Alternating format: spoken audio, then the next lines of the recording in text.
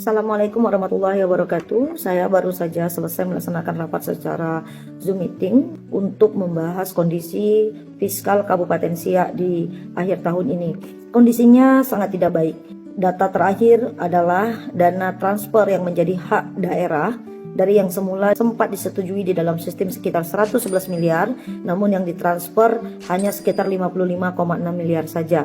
Dan kami sudah bersurat, kami juga sudah mempertanyakan, bahkan saya juga sudah mengirim langsung WA secara pribadi kepada Bapak Menteri Keuangan yang sampai detik ini belum mendapatkan jawaban mengapa hak dari pemerintah daerah di akhir tahun ini bisa dipangkas 50% tanpa kita tahu sebabnya apa. Yang jelas, efek dari tidak masuknya dana ini menekan kondisi fiskal di kabupaten kita, di mana dengan dana yang ditambah dengan sisa dana yang masuk ke dalam kas kita, maka total uang yang dimiliki oleh Kabupaten Siak hanya sekitar 58,5 miliar saja, di mana sekitar 26 miliar merupakan dana RMAK, dan kita dahulukan juga pembayaran untuk gaji non ASN, honorer BHL kita ada sekitar 16,7 miliar, itu saja totalnya sudah 42,7 miliar.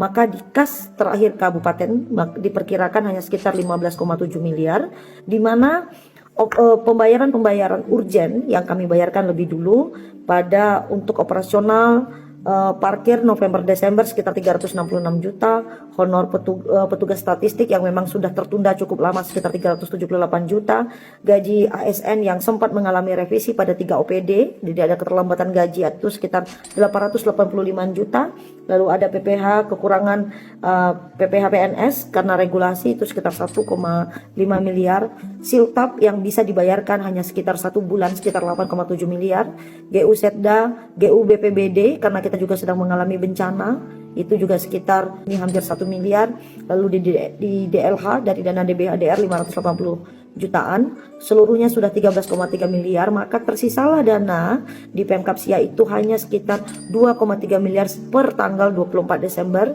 atau hari Rabu yang lalu. Kami masih menunggu PAD dari provinsi sekitar 1 miliar, namun saya sudah memohon kepada Bapak PLT Gubernur Riau dan alhamdulillah respon beliau sangat baik sekali, yang mana kita sangat berharap sekali dana ini tersedia, karena yang harus dibayarkan ada sekitar 20 usulan lagi yang membutuhkan yang urgen-urgen di luar dari yang sekitar 120 miliar masih terhutang dari 2024 yang belum kita sanggup bayarkan. Maka ada usulan sekitar 18,1 miliar, sementara uang yang tersedia hanya 2,3 miliar. Di mana di antara 18,1 miliar ini, di antaranya yang tersedia hanya 2,3 miliar. Di mana di antara 18,1 miliar ini, di antaranya ada kewajiban terhadap biaya hidup mahasiswa miskin atau mahasiswa PKH, itu sekitar 3,4 miliar.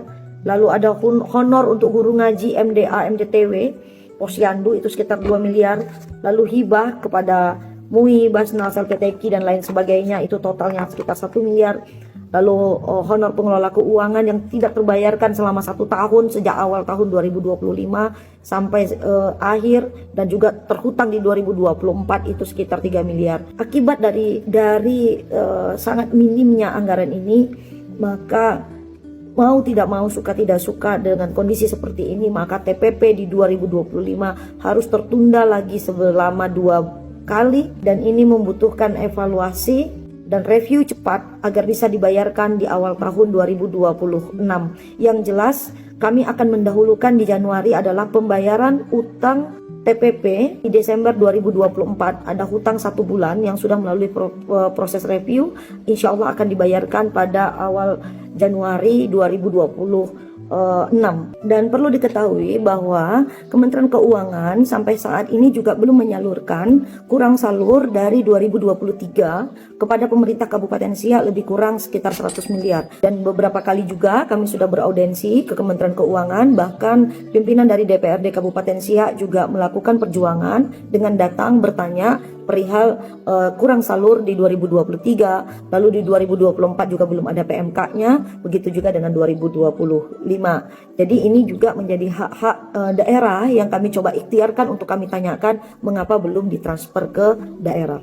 Jadi inilah upaya kami sampai detik ini. Saya tetap meminta kepada jajaran untuk berkonsultasi kepada seluruh pihak manapun untuk bisa mengakali kondisi keuangan ini. Karena bagaimanapun hak-hak masyarakat ini tetap harus tersalurkan agar pelayanan kepada masyarakat tidak terganggu. Dan nantinya saya mengundang seluruh pihak, insan pers, NGO, organisasi masyarakat, siapapun, bahkan mungkin dari pegawai honorer BHL yang ingin mengetahui tentang data-data, kami akan buka agar seluruh masyarakat paham tentang kondisi kas dari Pemkab Siak sendiri yang nantinya akan kami sampaikan pada tanggal 29 Desember 2025. Insya Allah bertempat di Datuk Empat Suku, Kediaman Rumah Dinas Rumah Rakyat.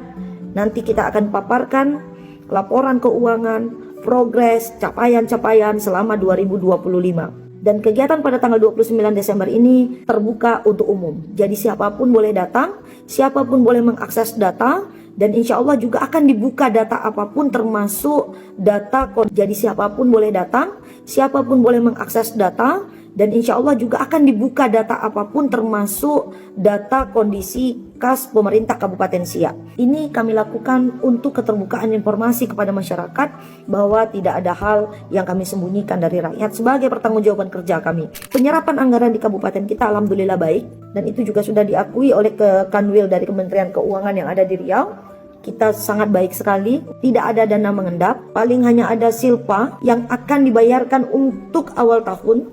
Untuk diketahui, kami baru menjabat pada tanggal 4 Juni 2025 dan alhamdulillah kami juga sudah mencicil hutang dari 2024 lebih kurang hampir 200 miliar. Jadi ada hutang 2024 yang masih tersisa sekitar 120 miliar lagi memang tidak mampu terbayarkan, dan tidak ada satupun proyek di 2025 yang itu juga dilelangnya sebelum kami dilantik yang bisa kita bayarkan. Jadi ini juga menjadi bahan evaluasi agar kami ke depannya untuk Pemkab Siak ini berhati-hati saat mengambil kebijakan agar tidak terjadi efek domino yang harus dirasakan oleh rakyat selama beberapa tahun akhirnya.